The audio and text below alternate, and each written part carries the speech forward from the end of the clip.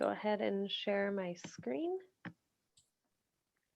And I think I can just do.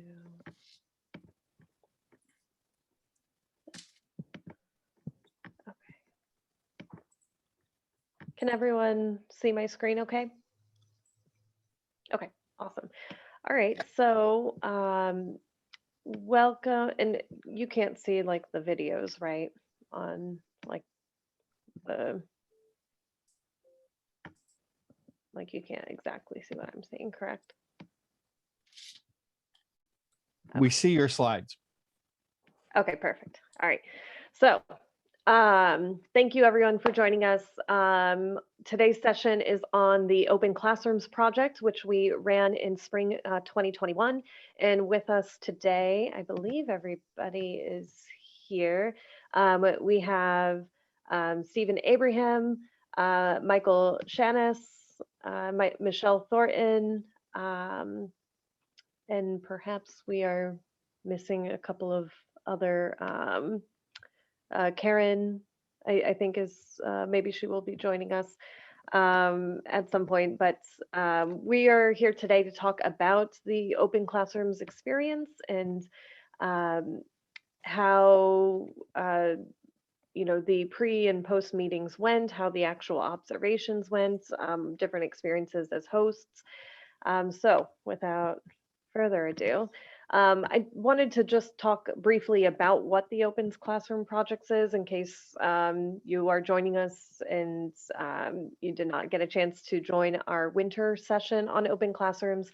But Open Classrooms is a professional development opportunity for faculty to reflect on teaching practices in the classroom and discuss with their colleagues in a very informal setting evidence-based practices that they are using in the classroom, and how we can take those experiences and bring them back to our own classroom. So this project, John and I had been working on for for a while, and then it finally got to be time in spring 2021 to launch this program. So this program consists of hosts who open up their classrooms for faculty observers, and of course observers who then attend the classrooms offered by the hosts to engage and observe those teaching practices, and then following this observation period is a informal discussion among the faculty, hosts, and observers to talk about what they experienced and what they might take back to their own classrooms, and to offer suggestions and help uh,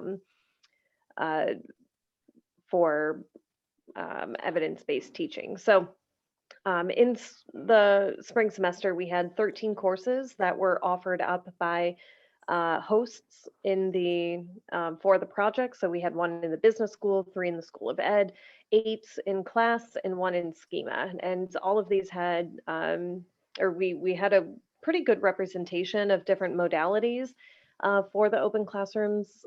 We had hybrid courses, we had face-to-face courses, synchronous courses, and asynchronous online courses.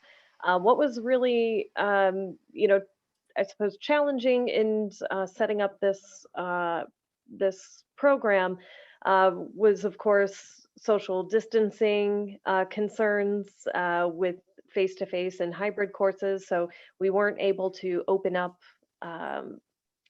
observation slots for large groups of people. We had to, really limit and take into consideration those social distancing requirements for those hybrid and face-to-face courses. And then, of course, with synchronous and asynchronous courses, you could have multiple observers. You can have more than a few observers. However, there were still, concerns faculty had about, wanting to make sure that the online experience for students wasn't interrupted by having many observers in that online space. So there was a little bit of a balancing act, I think, for hosts and kind of determining what they were comfortable with and what they believe their students would be comfortable with having these observers. So A really important part of this project is to remember that it's a very informal, casual dialogue between faculty. It's not meant to be in place of a tenure track observation or, some kind of um, formative evaluative observation.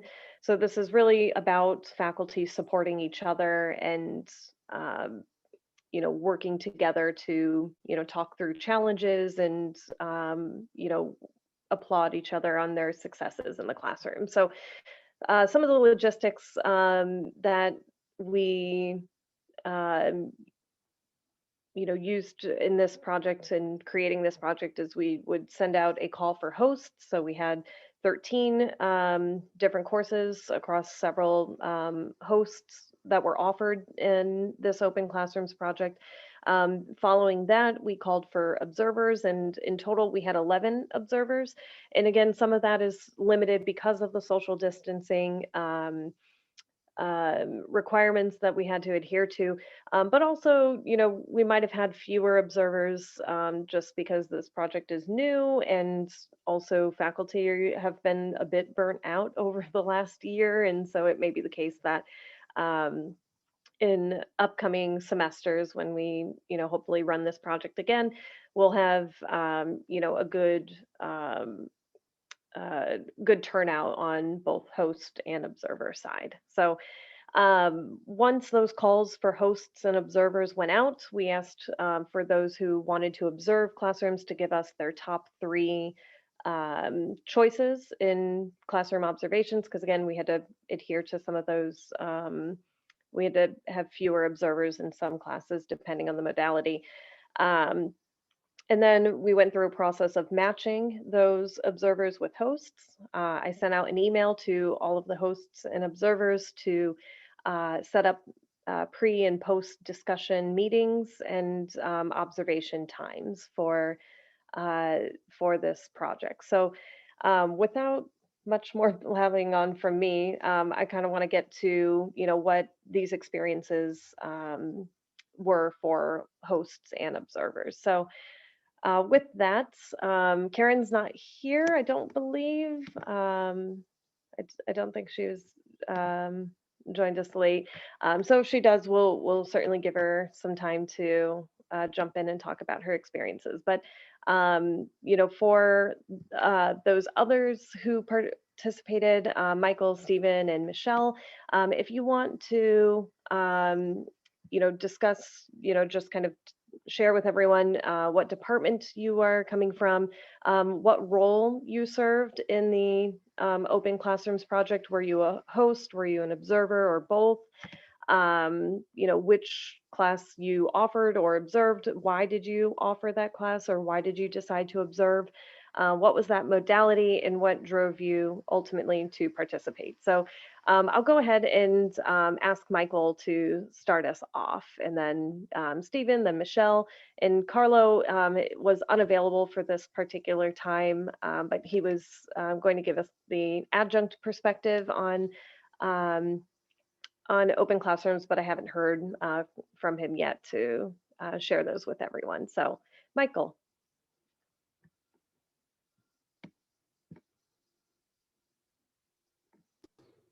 Thanks, Maggie, and thanks again to Maggie and John for setting this up for sure, because it was difficult for me to sign up, but it was valuable for me. And I'm Michael Chanis. I teach in both anthropology and Native American studies. I'm just finishing up. I'm a VAP here, and I'm just finishing up my second year at SUNY Oswego. And I served as a host for two of my classes that were taught synchronously online, but they're specifically, I would call them bicroniously, the modality. John might refer to it as a flipped classroom as well, or there are aspects of a flipped classroom to my modalities. And so I offered, there were two small upper division courses that I was the host for. One was ANT 301, which is Culture of the Haudenosaunee. and the other was an upper division Native American Studies course entitled Native American Women. And they're both discussion-based courses. And I guess what drove me to participate was really twofold. One was that I jumped at every opportunity over the last 15 months to talk about pedagogy and to learn from what my peers were doing and what was working well for my peers and what wasn't working well for my peers. So at any opportunity, I jumped to talk about those things. And it was a challenge, or I guess I would say it was a difficult for me to open up my space and to open up the space that we had created for the classroom to be like, yeah, come and look, come and play in my sandbox, come and look at what we do. Because not only do I engage with difficult topics, that's one thing, but the second part is, students were really vulnerable. Students were very sensitive. Students were very overworked and overtired this semester. So it was hard for me I saw it as a challenge to say, sure, anyone want to come and sit in on my class and then we can talk about it afterwards. So it was rewarding to submit my classes and to have my peers come and sit, and then for us to be able to talk about it afterwards was ultimately a very enriching experience. And selfishly, I was the host. And I think next semester when Maggie and John put this together, I'll serve as observer to complete that circle as well. Excellent. Thank you so much. And I should say that Michael's classes were very popular among the observers. We had a lot of interest in viewing his classes. So, I know that you benefited a lot from this experience, but so did our observers too. So thank you for kind of taking that challenge and making it a good experience. So thank you. Michelle, or sorry, Stephen. Stephen next. I'm happy to defer to Michelle on either way. Well, mostly, my name is Steve Abraham. I've been at SUNY Oswego longer than I care to admit, so I'll leave that out. But I'll be honest that I was an observer for two courses. I observed John Kane's Economics 350, his labor economics, and Michelle Thornton's MBA 546, employee benefits. To be honest, the reason I chose to be an observer in online courses rather than a host in online courses is because while I have been teaching online for a while, I don't love how I have my online course set up. I know honestly that there are probably a lot more different things that people could do with an online course. And I just wanted to experience what a couple of other people were doing to see what I might be able to incorporate into my courses. Now, I chose the two courses that I chose for a couple of reasons. First of all, I know that both John and Michelle do great work with online teaching. I chose those particular courses because they were opposite ends of the spectrum. One was an undergraduate, not a freshman level course, but an undergraduate level course and one was an MBA course. They both were substantively, I also thought it was important for me to choose courses that I at least know a little bit about substantively.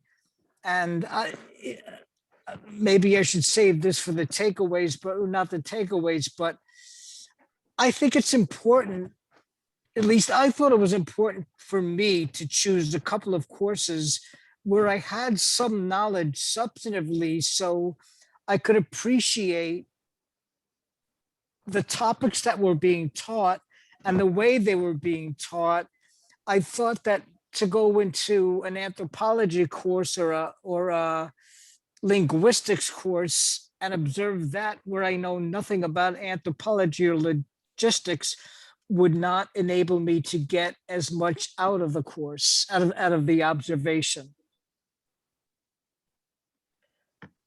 Awesome. Thank you for that, because I think that is, absolutely a fair,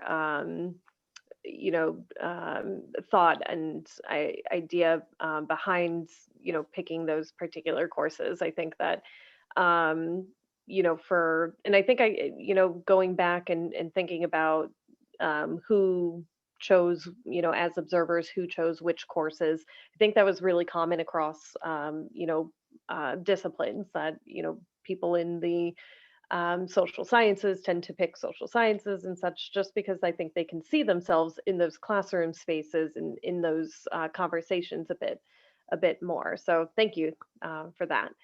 Michelle. Yeah, good morning. Thanks, Maggie. So my name is Michelle Thornton. I am an assistant professor in the School of Business. I am in my 4th year, but I still feel like a newbie most days, to be perfectly honest. Like Steve mentioned, I teach mostly in our MBA program, an undergrad class here and there, but I kind of took the approach of both host and observer. So I, and I'm not 100% sure, I think there's good and bad takeaways from doing both at the same time.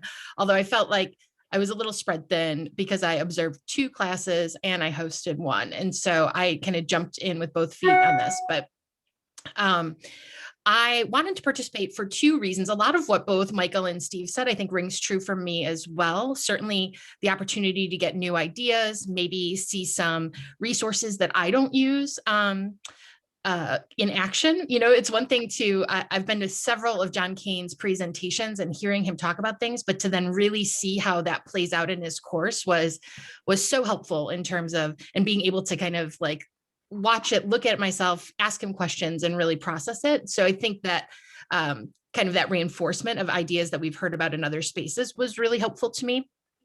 Also to have Steve, for example, who is somebody I know quite well in the School of Business, and kind of be able to get feedback from him. Steve allowed me to, when I was on my job talk, I presented in Steve's course. So Steve has been somebody who's been giving me feedback on my teaching from before I even came to Oswego, which has been awesome.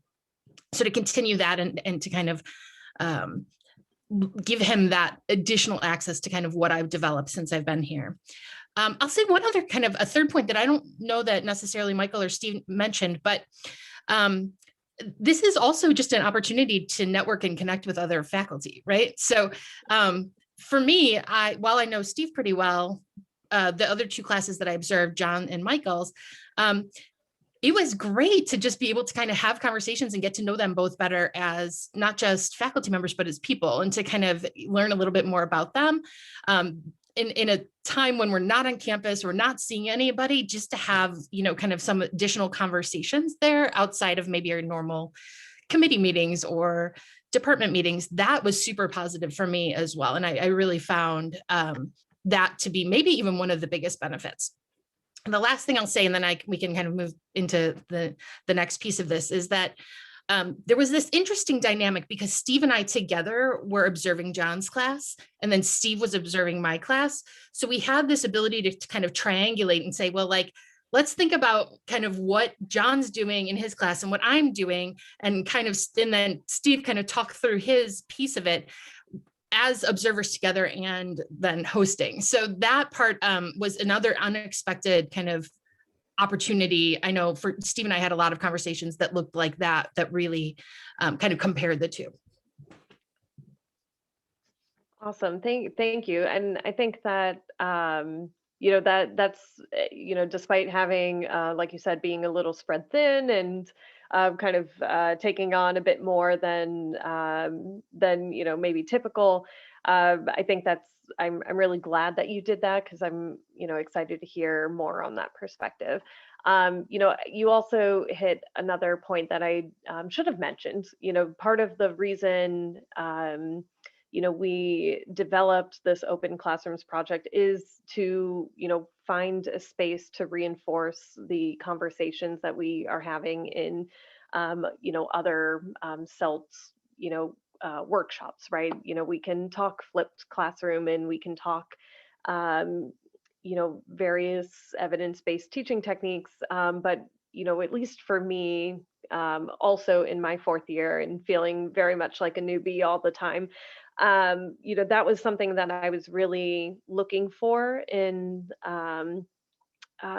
this project, is to, have a space where, we can kind of, see where this is actually playing out and, kind of find, tangible ways to incorporate these practices in the classroom and, get that kind of reassurance and confidence from others, so that, we can take those ideas to our own classrooms and so forth. So thank you for sharing that. So yeah, so the next part, I kind of imagine this as a very kind of casual conversation, that even those who have not participated in the program, if you have questions that you wanted to ask observers, you can certainly chime in on that. But I wanted to talk a bit about kind of main takeaways. So maybe a little more detail about everyone's experience. So, Michael, what was it like having, different observers? Was one class, more challenging than the other, in, this project? What were the main, was it a good experience, right? Was it not a good experience? And, what you kind of gained from, those discussions following the observation. So I'll just throw it to Michael to get us started, but everyone can feel, free to chime in and ask questions as we're moving through. No, for sure. I thought of something immediately. And it was a very positive experience for me. I'm glad I participated, and I'm glad that I was able to host the 4 visitors. But because our classes were so different, and because not many of my observers themselves weren't engaged in like Zoom spaces, discussion space, that wasn't how they orientated their classes this semester.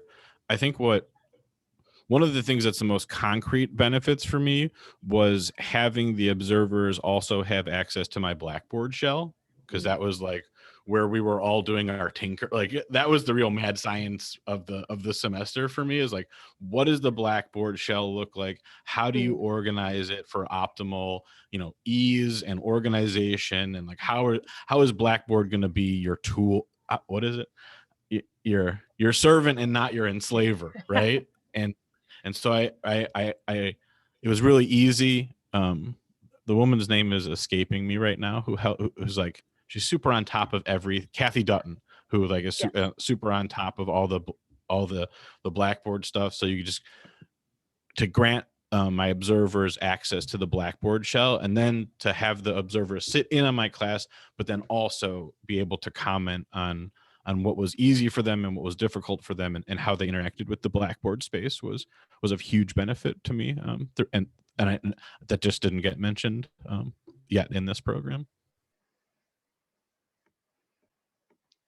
So I'd like to just fangirl out a little bit on Michael's class, because the reason unlike what you kind of mentioned, Maggie, about like people taking classes that are kind of in their wheelhouse, Michael's class is completely outside of what I normally teach about. I'm much more aligned with kind of John's kind of set of courses. I teach health economics, and so labor economics made a lot of sense for me to observe. But I specifically picked Michael's class because I'm in the process of developing a new class where I'm anticipating it becoming much more discussion based and about really tricky, complicated topics related to diversity, race, equity in business organizations, right?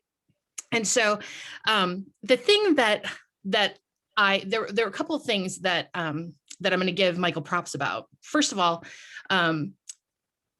when you come into his synchronous class, there's music playing. You can see just from his background right now, like everything about him sort of screams like kind of this, I am an open space. Like this is like, he really set the tone for the discussion to happen in a way that was approachable and engaging and even exciting to some degree. Like I felt like I was showing up for something that was going to be really awesome and dynamic. And he totally delivered that as well. The content, I think that the discussion, moved in a variety of different ways, but the topic that kind of became a big part of it was relating to parental-child interactions. And it was actually building on the prior week's discussion, particularly around punishment, some degrees of corporal punishment. And there were some students that in that class space divulged some very personal, sensitive information.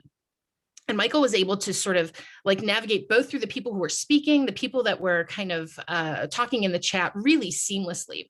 And he just had this ease and kind of like natural pace setting about him that really made the whole experience like very easy for me to learn from and sort of see kind of that modeled. And I think there was something really about kind of his calming approach to it that allowed the students to really kind of respond to one another in similar ways. So he just, like from start to finish, I can't say enough about how well he executed sort of this complicated discussion.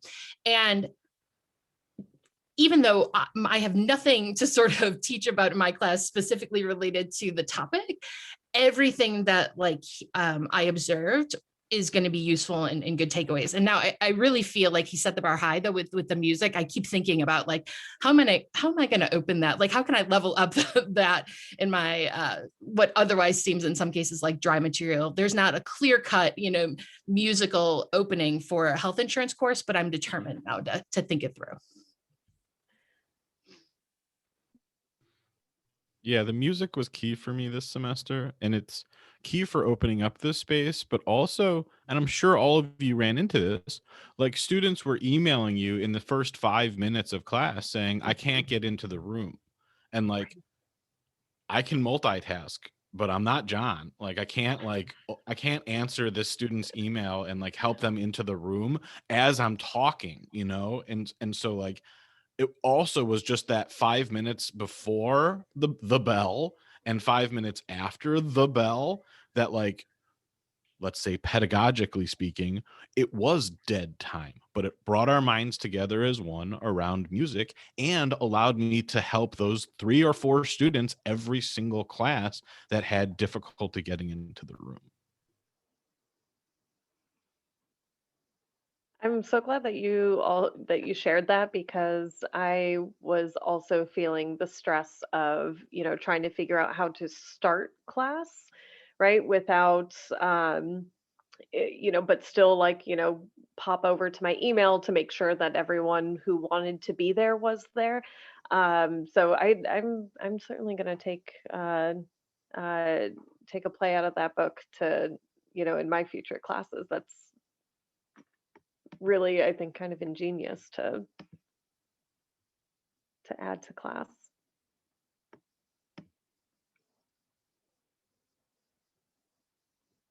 All right, how about Steve? What did you think as an observer, in multiple classes?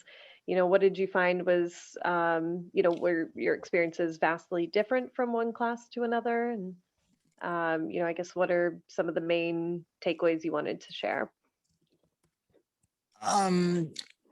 Unfortunately, I don't really know that I have a lot of takeaways that would be useful to others, because my objective in participating in this project was just to learn what other people are doing. But I guess, and maybe I shouldn't say this, but maybe if I could give one piece of advice, if you will, to everyone, is be open-minded, look at what other people are doing, because there may be different ways to get material across to people, there may be different ways to approach a topic, and there may be different ways to do it.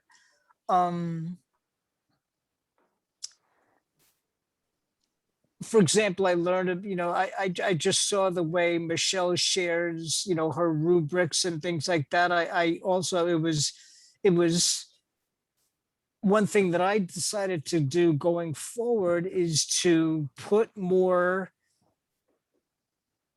asynchronous videos, recordings in my online course. And I guess I just hadn't thought about the fact that one might do that in an asynchronous online course, but it was helpful to see that Michelle had done that in her courses. I also hadn't thought about putting YouTube videos or putting blogs in my courses, but I saw that John, until I saw that John does that type of thing.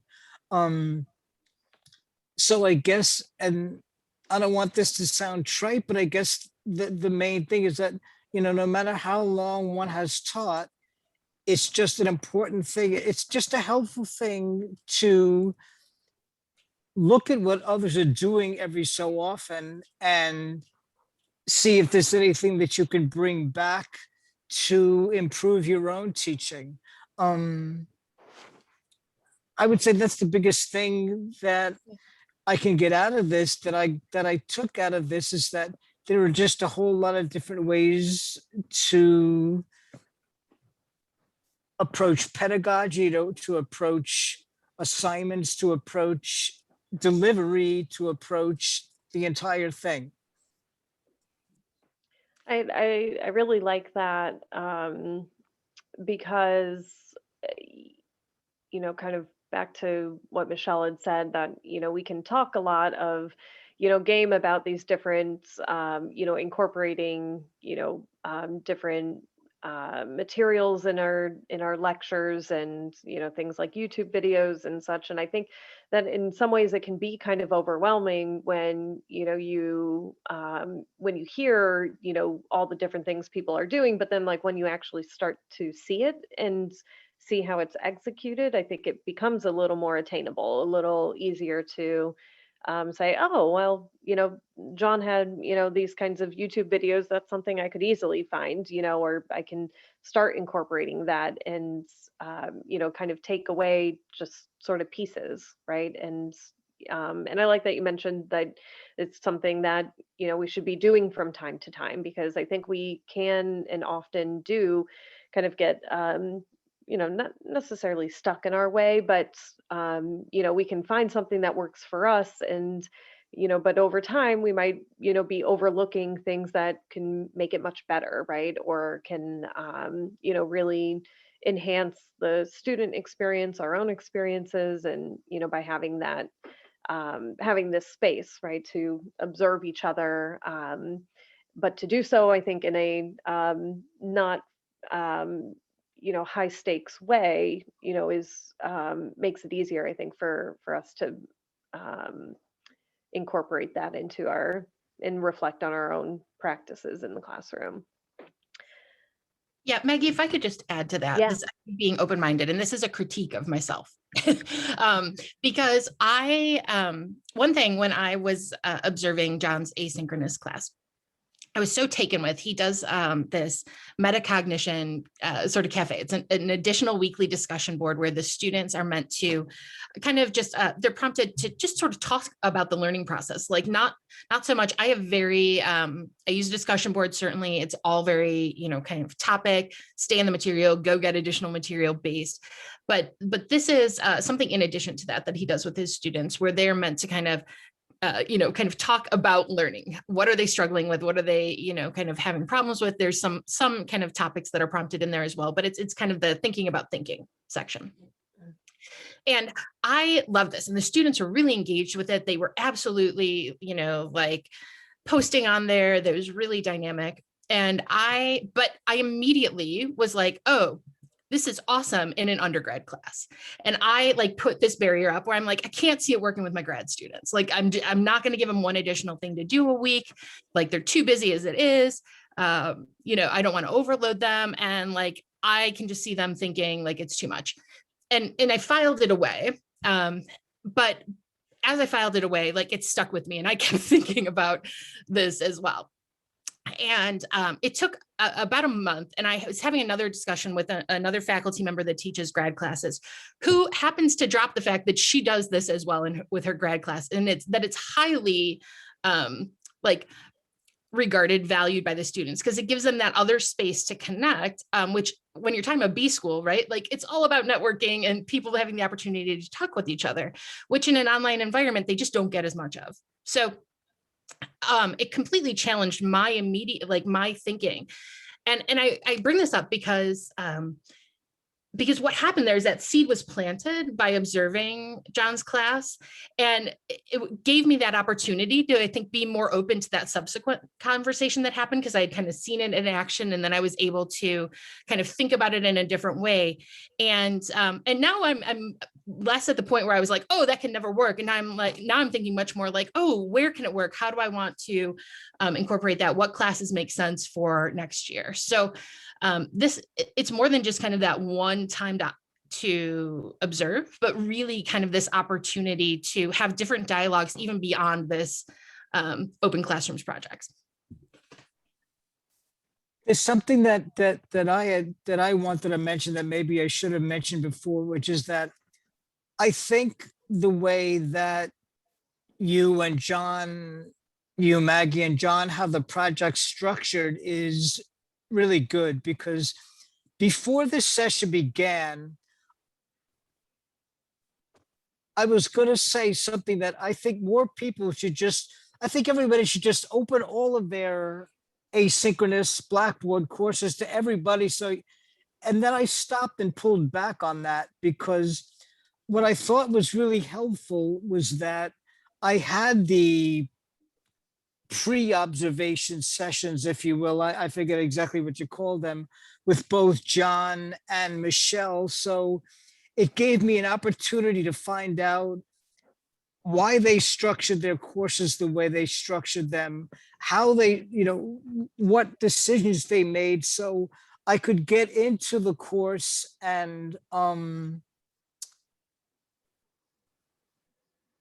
I would know beforehand what I would be pulling up. And I thought it was really, I thought that introductory session where you could speak with the instructor before you actually observe what's going on is extremely helpful. So much the fact that I almost think it might be counterproductive to just open up Blackboard courses without giving people the opportunity to have that pre-meeting, if you will, because otherwise, if you just looked at a Blackboard course without getting a true understanding of why the course was structured the way it was, why were there that many modules, why were that many learning activities, why did you have these learning activities, I think the person might get less from the course and actually might get the wrong impressions. So I think that pre-meeting thing that the pre-meeting that you have, the meeting at the beginning that you have, is an extremely good thing. And I would recommend never doing away with that. Thank you. Yeah, I'm glad that you got a lot out of that pre-discussion meeting, because that was something that John and I and other members of Colt had talked about. How do we kind of provide that context of and also give observers and hosts kind of an opportunity to discuss what it is they want out of the experience, and to kind of get everybody on the same page. So thank you for sharing that. I didn't include John as a discussant as part of this, which is probably an oversight on my part, but John offered up courses of his own. And, so John, did you, and, John, you do this kind of often, kind of talking about your classroom experiences and sharing that with faculty across the campus. But was there something kind of unique about this project that, brought something a little bit different than, what you are, typically showing videos and, all kinds of stuff for all of us to access at any time. But, was there something kind of specific about this experience that you enjoyed or thought was useful? Well, I'm glad we finally did this. I've been pushing for this for a couple of years now, and I think it's really valuable. People are sometimes a little reluctant to do it because it exposes things in your course that you may not be entirely happy with. And I know I had that feeling, and I did get some reminders of things that I tell people to do that I hadn't really done myself quite as much. And I appreciated that, though, because having people come in and look at your course from another perspective, they're bringing their own perspectives in terms of what they know works well. And it's just a really great dialogue. We spend so much time working out issues in our courses alone, when discussing them can actually make it much more productive. That we waste a lot of time when we don't discuss challenges we face with other people, because we're all facing the same problems and we don't need to work in isolation as much as we do. So I found it very valuable. I really wanted to sit in on some classes. It was just a pretty tough semester this semester. Yeah, that's for sure. I think, that I was really really pleased with just how many people were willing to open up their classrooms, because like you said, there is a vulnerability to that. Despite, our efforts to, make sure people didn't view this as like, oh, I'm being evaluated, like this is something that someone will, think about when they're making decisions, regarding tenure and promotion and such. We tried really hard to make sure that that was not, a factor in this program. But there is still that kind of vulnerability that is inherent, I think, when you're being observed in a classroom and and people are offering suggestions and ideas for you.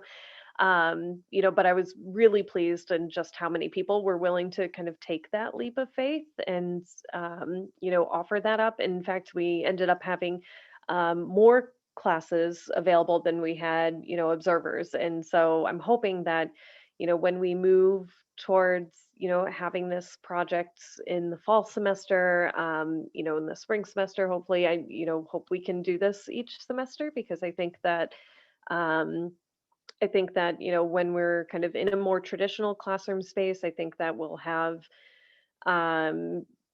perhaps, people will just be on campus, right? So to swing by to another classroom, I think will, be perhaps a little more, feasible in people's minds, right? Than, perhaps logging on and, kind of navigating someone else's online space. Though I do think that it was, the virtual, format, obviously very necessary for this time. But I do think that, in perhaps a alternate universe where we weren't all teaching online, we probably would have only thought of this experience as something for face-to-face classes. And so I think by having the option for viewing online courses, I think that kind of I think that helped people more than they perhaps even realized. So with that, Steve talked a bit about, that he really enjoyed the pre-discussion as, one of the key elements in this project. Is there something that, you want to see in future open classrooms? Is there something that's, um, think will be better, or maybe something you think will, something from this semester that you would want to see carried over to future semesters? One thing I really liked, and both I think Steve and Michelle talked about that, is those pre-meetings and the post-meetings are really productive. And having access to the Blackboard course shell, I think, is really, really helpful, because then people don't just get that one-day observation if they're attending an in-class session. They're getting to see everything in the context of what you're doing in the course and the whole range of activities you're doing. And I think that was a very important part that I think might have been skipped if we were just focusing on face-to-face classes with observations. I would also add that I think you got the timing right, like somewhere between 50 to 75% through the semester, because early on, at least, we hadn't established the space, we hadn't established ourselves as the classroom. And then if you're near the end, I mean, especially this semester, you were near the end, and those sitting in on those classes might not have been as energetic as those at the middle of the semester. Something that I want to throw out, and please don't take this the wrong way, but I just really wonder how useful the observation is in a face-to-face course, or even in a asynchronous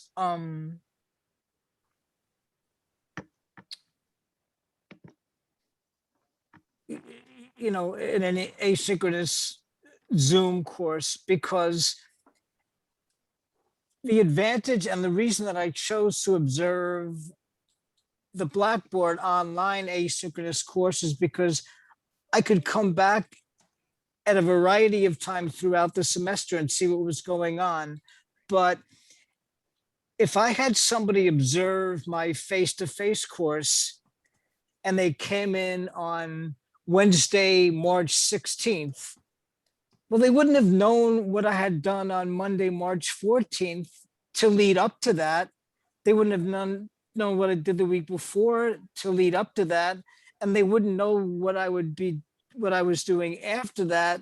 So it would have been out of context. And that's, to be honest, one of the reasons that I have such difficulty with the whole idea of the teaching observation, for the evaluation purposes for the tenure and promotion. I mean, I used to have my department chair come in to observe my class.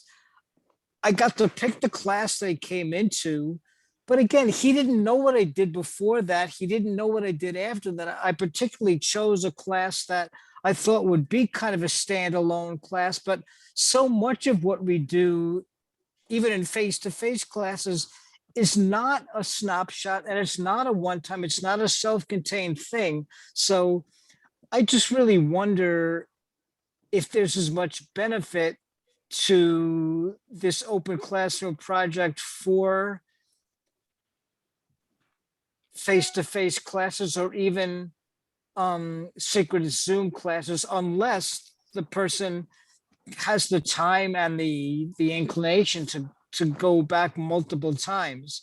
The advantage for me is I could, check Michelle's course several weeks in a row to see what was going on, and the same with John's course. I mean, there's obviously limitations that are different.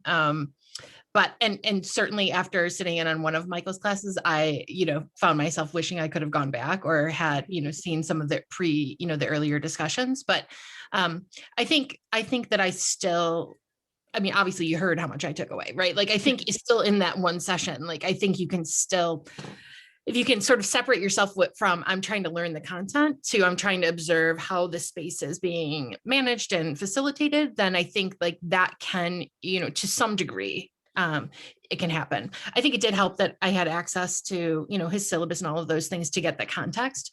But I think that you have to just manage what you're trying to get out of it, as opposed to, hope that you're really trying to learn the content itself in that one, space. The one thing I'll say, though, is that I did actually, I don't think this is a critique. I think it's more of just, something to be thinking about, is that I found it a little bit challenging to schedule both the pre and post sessions for all, to get everybody in the same space. And I'm wondering if there may be some benefit to having just like a like a kickoff session that has sort of everybody that's participating on all sides, kind of do a Q&A, as opposed to having, especially if you're doing both, if you're observing and hosting, that you might be able to have the opportunity to kind of set some of that context, give the sort of like, here's the broad picture of kind of how this works, and do that, in a way that's recorded that people can watch maybe ahead of time. That could help if you can't get everybody. Like I definitely had an observer that I wasn't able to meet with. And so, so that's just another possibility or thought. Yeah, no, thank you. I think, yeah, both of those points are really important, right? That, just showing up to one class may not show like a full picture of things, but, like Michelle said, having access to a syllabus, having, that course shell that she could still jump into, and, to maybe provide some of that context, could be helpful, but, certainly, a different experience, right? Than, doing it for an asynchronous online course. But I do think that, with, this kind of year of online teaching, that, more and more people will be, over time interested in observations that are asynchronous or synchronous online, and so forth. So, excellent. Does anyone have, we're just at time, so any last thoughts or questions? All right, I want to thank everyone for joining us. Thank you for the feedback, for future open classrooms, and certainly send me an email if you have any other questions. Go for it. I'll end by saying thank you, and John, for organizing this. I know it took a lot to put it together.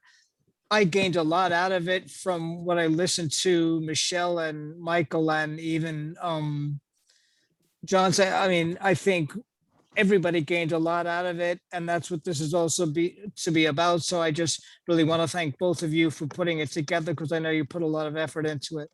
Maggie did all the work. It was my idea originally, but Maggie did all the organization. So thank you, Maggie. Yeah. And thank you, John, for all of your support, in this too. So awesome. And thank you again, hosts and observers, and, for coming together today. And yeah, I'm interested in Carlo's, perspective for adjuncts as well. So hopefully, if, hopefully, he'll, share that with me, and I can send it out to everybody if that works. Awesome. All right. Thank you all. And hope to see you next year.